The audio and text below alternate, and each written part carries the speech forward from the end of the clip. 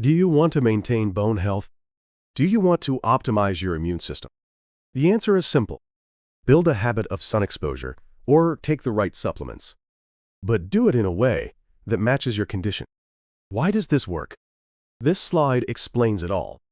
When sunlight hits your skin, UVB radiation generates pre-vitamin D3. This is the conversion from 7-dehydrocholesterol. Synthesis in the skin, this is the first step. The vitamin D produced is converted to 25-hydroxyvitamin D in the liver. Furthermore, primarily in the kidneys, it's activated into 1,25-dihydroxyvitamin D, calcitriol. Local activation can also occur in immune cells and other tissues. This active form of vitamin D functions as a true hormone. Calcitriol binds to the vitamin D receptor, VDR, present in cells throughout the body. As a nuclear receptor, it directly regulates gene transcription. In terms of regulating transcription through nuclear receptors, it operates through the same system as steroid hormones. This is a fact proven by 3 decades of endocrinology research. Not a hypothesis, an established physiological mechanism. And this can be achieved the right way. However, individual responses vary significantly. Latitude, season, skin color, age, underlying conditions, all of these factors influence it. Today, let me show you the scientific evidence. Globally, vitamin D deficiency and insufficiency are widely reported. The estimated percentage varies by region and definition, but this is a health challenge that should never be taken lightly.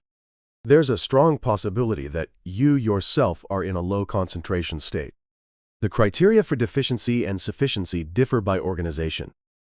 Many sources cite levels below 20 nanograms per milliliter as a guideline for deficiency. When you fall below this threshold, bone health, immune function, and overall cellular function are more likely to be compromised. Those at particularly high risk are people living in high-latitude regions. In winter, UVB radiation is insufficient. The same applies to people who work indoors. And regarding sunscreen, theoretically, SPF 30 significantly reduces UVB and strongly suppresses synthesis. However, in real life, the impact varies depending on how it's applied. This is a silent health challenge created by modern society. The most established role of vitamin D is promoting calcium absorption. Active vitamin D, calcitriol, acts on intestinal epithelial cells.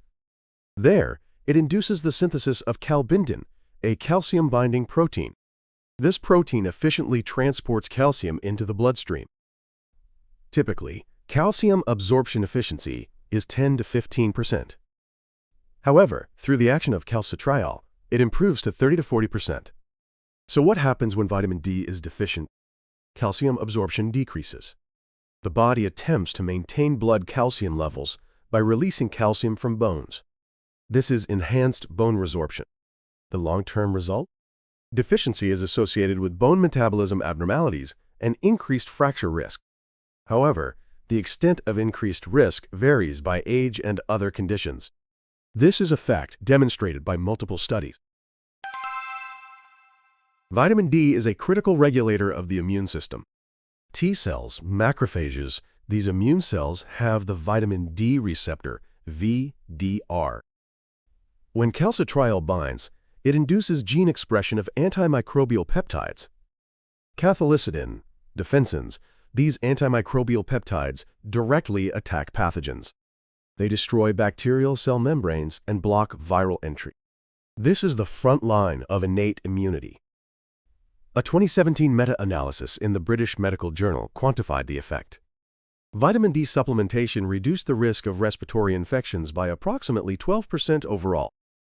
And in those with severe deficiency, blood concentrations below 25 nanomoles per liter, up to a 70% reduction was observed. Particularly, the effect was significant with daily or weekly intake. Furthermore, vitamin D has immunomodulatory effects. It suppresses excessive immune responses and may reduce the risk of autoimmune diseases. Vitamin D deficiency is associated with depression, cancer, and autoimmune diseases. And in some fields, research demonstrating causal relationships is beginning to emerge. Depression patients tend to have lower blood vitamin D concentrations.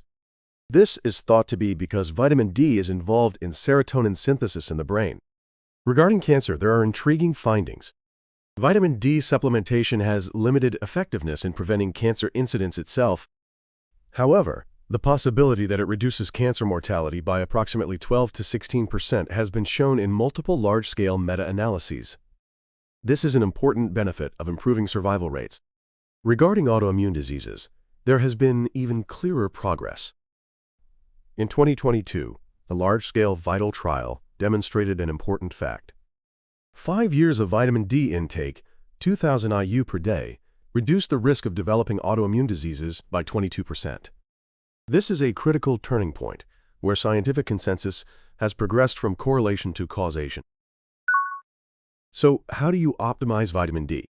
The first method is sun exposure. However, in reality, there are significant constraints. Production from sunlight varies greatly depending on conditions. Latitude, season, skin color, age, all of these factors influence it. In winter, in high-latitude regions, short periods may hardly increase it at all. And the use of sunscreen must also be considered. The second method is supplementation. This is a practical option that is not affected by weather, season, or lifestyle. However, there are important caveats. Current clinical guidelines do not recommend that everyone universally take high doses for disease prevention. The dose varies by purpose and condition. Those with suspected deficiency, the elderly, indoor workers, residents of high-latitude regions, these people should determine the amount after testing or medical consultation. The more deficient a person is, the more likely they are to see improvement effects. Think of vitamin D as one means of building a foundation for bone and immune health. Vitamin D does not exert maximum effects on its own. The interrelationship with these two nutrients, vitamin K2 and magnesium, is critical. Magnesium is essential for the activation of vitamin D. In the liver and kidneys, it functions as an essential cofactor for both enzymes that convert vitamin D. With magnesium deficiency, vitamin D activation becomes insufficient. Vitamin K2 activates osteocalcin and matrix Gley protein. Osteocalcin deposits calcium in bones. Matrix Gley protein prevents calcium deposition in blood vessels. Even if vitamin D promotes calcium absorption, without K2, calcium may not be properly positioned. There's a risk of depositing in blood vessels rather than bones. This is vascular calcification. These are interrelated nutrients. If there is deficiency, it's worth reviewing them together. However, further research is needed to establish cardiovascular protective effects. Vitamin D has a risk of excessive intake. Long-term intake of high doses can cause hypercalcemia. What are the symptoms of hypercalcemia? Nausea, vomiting, loss of appetite. As it progresses, the risk of kidney stones and arrhythmias increases. The tolerable upper limit for adults is 4,000 IU per day. This is the maximum habitual intake level considered to have no risk of adverse effects for most people. Without medical guidance, long-term intake exceeding this upper limit should be avoided. Ideally, regularly check vitamin D concentration and calcium concentration with blood tests. The target range differs by purpose and guidelines. If deficiency is suspected, confirm with testing. Your body will tell you the optimal amount. So, let's organize the key points from today. Here's today's summary. First, vitamin D is not merely a vitamin. As calcitriol, it binds to nuclear receptors and regulates gene expression in cells throughout the body.